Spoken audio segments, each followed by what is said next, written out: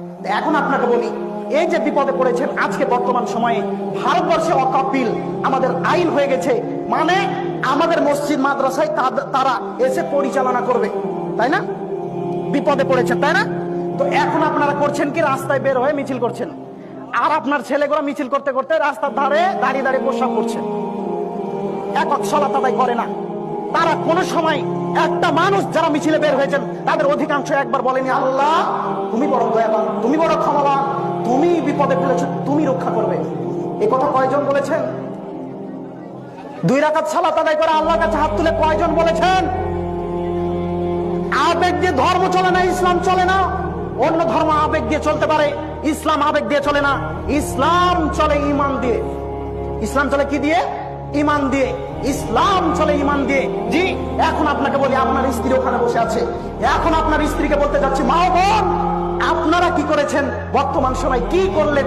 আপনারা বিপদে পড়েছেন, আপনাদের মানহানি হচ্ছে, আপনাদেরকে লাঞ্ছিত করছে, কি করেছেন?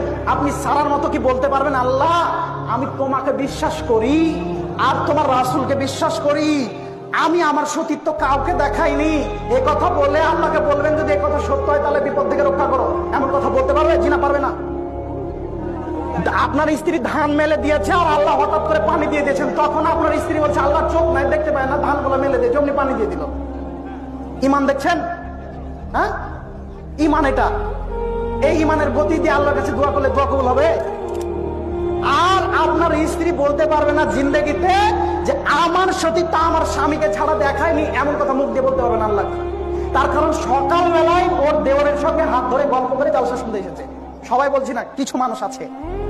তো বলেন এই মানুষ দোয়া করলে কি দোয়া কবুল হবে? জি না। ইন্নাল্লাহু তাইয়্যিব লা ইয়াকবালু ইল্লা তাইয়্যিবান। আল্লাহ তাআলা পবিত্র, পবিত্র ছাড়া গ্রহণ করেন না।